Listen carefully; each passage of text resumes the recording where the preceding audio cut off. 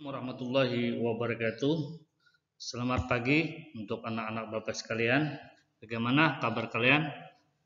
Baik, alhamdulillah kalau baik. Baik, untuk pembelajaran hari ini Quran Hadis kelas 3 dengan materi adalah surah Al-Lahab.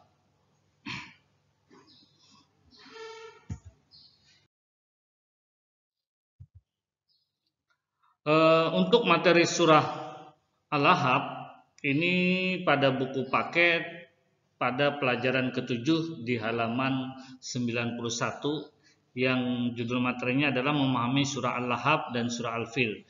Tapi pada pertemuan kali ini kita akan membahas surah Al-Lahab saja dulu ya. Pernahkah kalian mendengar kisah Abu Lahab dan pasukan gajah Raja Abraha? Kisah Abu Lahab diabadikan dalam surah Al-Lahab, adapun kisah pasukan gajah Raja Abraha dijadikan dalam surah Al-Fil. Ya, nanti diceritakan di dalam surah Al-Fil, yaitu tentang Raja Abraha yang mau menghancurkan Ka'bah. Pada pertemuan hari ini kita akan membahas tentang surah Al-Lahab, di mana di dalam surah Al-Lahab itu diceritakan Abu Lahab adalah keturunan suku Quraisy. Suku Quraisy di Mekah tergolong suku yang mulia dan dihormati. Abu Lahab juga masih paman Nabi Muhammad SAW sendiri bersama istrinya Ummu Jamil.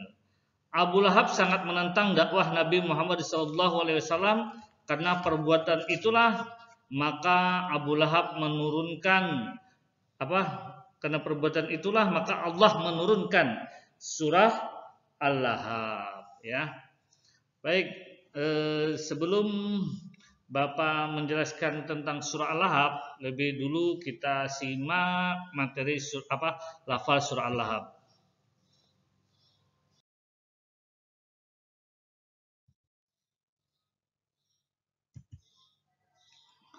A'udzu billahi minasy syaithanir rajim. Bismillahirrahmanirrahim. Tabbat yada abi lahab wa tab. Binasalah kedua tangan Abu Lahab dan benar-benar binasa dia. Ma aghna anhu maluhu wa ma kasab. Tidaklah berguna baginya hartanya dan apa yang dia usahakan. Sayasla naran dzata lahab. Kelak dia akan masuk ke dalam api yang bergejolak, yaitu neraka. Ya. Wa mura'atuhu hammalatal hatab. Dan begitu pula istrinya pembawa kayu bakar. Dalam pembawa kayu bakar ini di sini adalah penyebar fitnah. Fi jidha hablum min masad.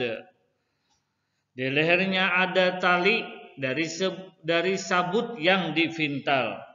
Al-Quran surah Al-Lahab urutan yang ke-111 ya. Ayat dari 1 sampai ke 5. Selanjutnya lagi kosakata atau mufradat arti kata tabbat binasa, yada kedua tangan, Abi Lahab Abu Lahab, ma agna tidak berguna, anhu baginya, maluhu hartanya, wa dan makasab apa yang ia usahakan, sayasla ia akan masuk naran api zata lahab yang bergejolak, wa mra'atuhu dan istrinya hammalata pembawa khotab kayu bakar, fi di dalam jidiha di lehernya hablum tali mim masad yang dipintal. Ini dibaca-baca, diulang-ulang. Nanti kalau ada soal mengartikan kosakata kalian dapat menjawab dengan betul dan benar.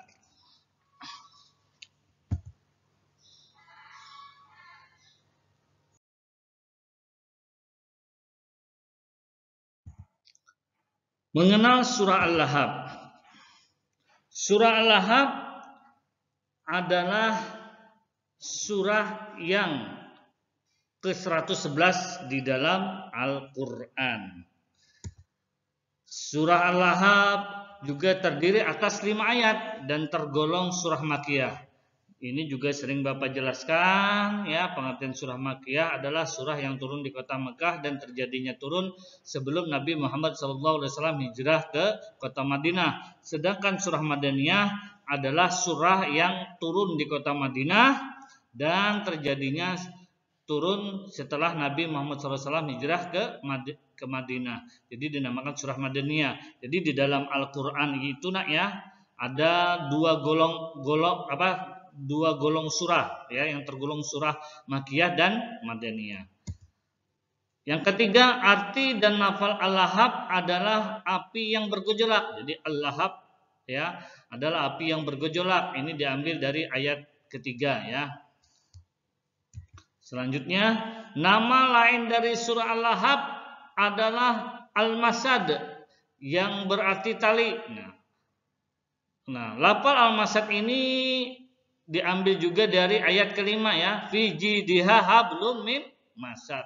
Selain itu juga disebut dengan Tabbat ya, surah Tabbat ya, yang artinya karena diawali dengan lafal Tabbat ya. Jadi Al-Lahab itu ada 3 ya. Yang pertama namanya Al-Lahab, yang kedua Al-Masad, yang ketiga Tabbat ya.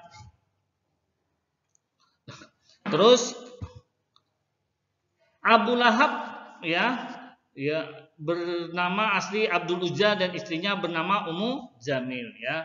Surah Al-Lahab di sini menceritakan atau mengisahkan Abu Lahab dan istrinya yang bernama Abdul Uzza, itu nama asli Abu Lahab, dan istrinya bernama Ummu Jamil yang sangat menentang Islam ya. Padahal Abu Lahab atau Abdul Uzza ini adalah paman Nabi ya, termasuk paman Nabi ya. Keduanya diancam dengan siksa api neraka. Abu Lahab terang-terangan menentang Islam, sedangkan Ummu Jamil membantu suaminya menentang dakwah Islam dengan menyebar fitnah atau menyebar duri di jalan yang dilalui oleh Nabi kita, yaitu Nabi Muhammad SAW. Selanjutnya lagi, surah Al-Lahab menjelaskan ya seperti yang Bapak ceritakan tadi, kisah Abu Lahab dan istrinya yang menentang dakwah Nabi Muhammad SAW sehingga diancam dengan api neraka.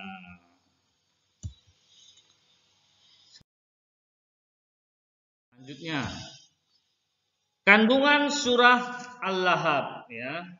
Berikut ini adalah kandungan surah Al-Lahab yang disyarikan dari beberapa tafsir. Surah Al-Lahab berisi kutukan Abu Lahab dan istrinya yang menentang dakwah Rasulullah SAW. B. Surah Al-Lahab mengandung berita gaib bahwa Abu Lahab akan merugi, binasa dan celaka. Hal itu benar-benar terjadi. Ia mati menggenaskan, yang membuat jijik teman-temannya sehingga tak ada yang mau memakamkannya. Yang ketiga, surah ini juga menegaskan bahwa anak dan harta yang ia usahakan tidak bisa menolongnya ya, karena Abu Lahab ini termasuk orang yang kaya juga ya. Dengan kekayaannya Abu Lahab dan istrinya bisa berbuat apa saja untuk menentang dakwah Nabi Muhammad SAW, dan dia beranggapan hartanya itu yang bisa mengekalkannya juga. Dan yang keempat, surah ini juga memberitakan bahwa istri Abu Lahab juga akan masuk ke api neraka. Ini terbukti ia mati dalam keadaan kafir. Dari kandungan surah Al-Lahab di atas dapat kita ambil hikmahnya sebagai berikut. Yang pertama, hubungan keluarga akan bermanfaat jika dibangun atas dasar iman ya. Artinya kalau kita berkeluarga, kan ini cerita Abu Lahab termasuk pamannya Nabi. Nah, makanya hubungan kekeluargaan akan bermanfaat jika dibangun dengan atas dasar iman ya. Harta dan keturunan tidak akan bermanfaat bagi orang yang tidak beriman. Nah, ya. Di harta dan keturunan tidak akan bermanfaat ya. Harta ini tidak akan bermanfaat ya, tapi kalau dia beriman, dia bisa menggunakan harta di jalan Allah atau di jalan yang diridai oleh Allah dengan iman tersebut ya. Dan keturunan juga ya, karena dia beriman tentu dia berilmu. Jadi bagaimana dia menjaga anak-anaknya biar tidak terjerumus ke dalam lembah dosa ya. Yang ketiga sih bermaksiat kepada Allah karena ancamannya api neraka yang bergejolak. Ya jelas kalau orang yang bermaksiat, orang yang sering berbuat dosa, ancamannya adalah api neraka. Fitnah dapat menimbulkan permusuhan, ya karena fitnah ini seperti pepatah mengatakan, ya bukan pepatah, ya fitnah ini lebih kejam daripada pembunuhan, ya pepatah, ya. Fitnah itu mengatakan lebih kejam daripada pembunuhan, ya. Karena banyak gara-gara fitnah orang terjadi pembunuhan atau perkelahian, pertiraian.